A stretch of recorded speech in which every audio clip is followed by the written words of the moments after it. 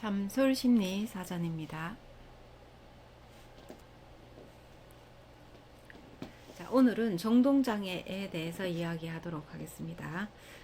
정동이라는 것은 감정이나 정서, 기분, 이와 같은 것들을 포괄적으로 우리가 이야기를 할 때 정동이다라고 이야기하는 것이죠. 그래서 기분이라든지 정서, 감정 이러한 것들은 외적인 것이 아니고 내적인 상태를 나타내고 있습니다. 그러면은 장애로 진단이 되기 위해서는 이러한 내적으로 정서나 기분이나 감정 이러한 것들이 비정상적인 것이 내 내면에서 계속 일어난다, 불규칙적으로 나타난다. 그로 인해서 행동이나 표정이나 태도 등이 비정상화 된다라고 할 때 우리가 정동장애를 진단을 할 수 있게 됩니다.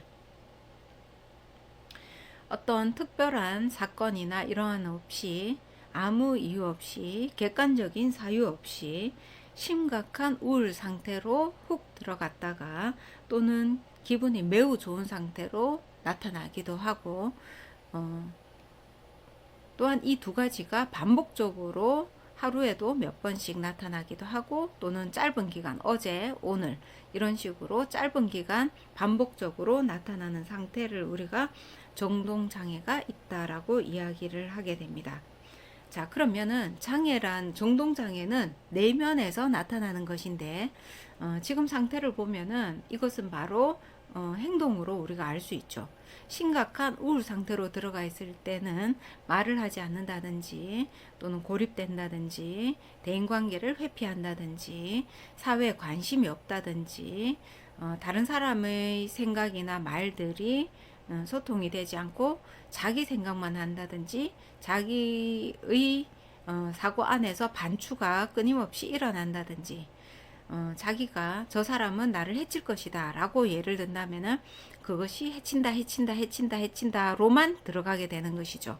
그래서 실제로 그 사람이 해치지 않더라도 저 사람이 나를 해칠 것이다 라는 확신을 스스로 만들어내는 상태로 가기도 합니다.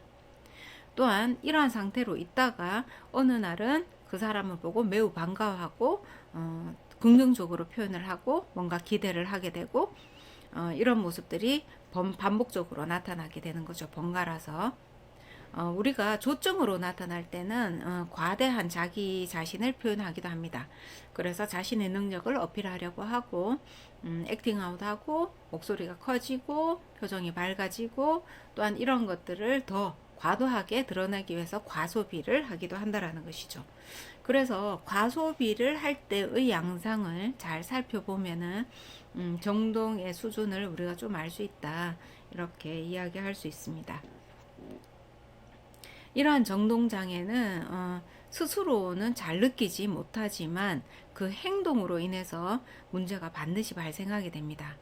타인들이 이제 혼란스러워하게 되고 그로 인해서 자기 기분을 못 알아차리게 되는 그래서 수용받지 못하는 배척되는 느낌 이러한 것들이 자기 자신에게 다시 되돌림되어서 돌아오게 되는 것이죠.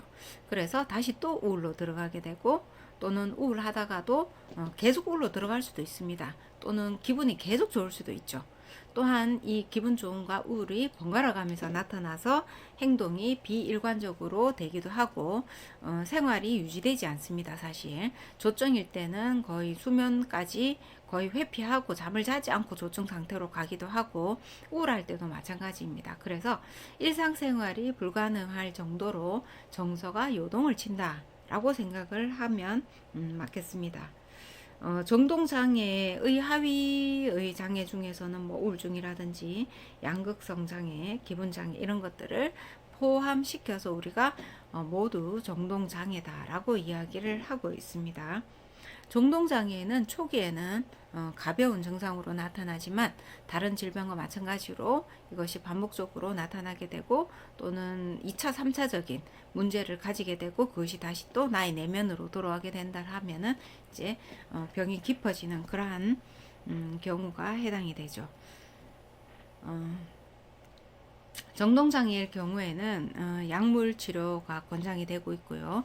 약물을 처방받으면서 그 심리 치료를 받는 것이 매우 효과적이다라고 이야기를 할 수 있습니다. 자, 오늘은 에펙티브 디스오더에 대한 이야기였습니다.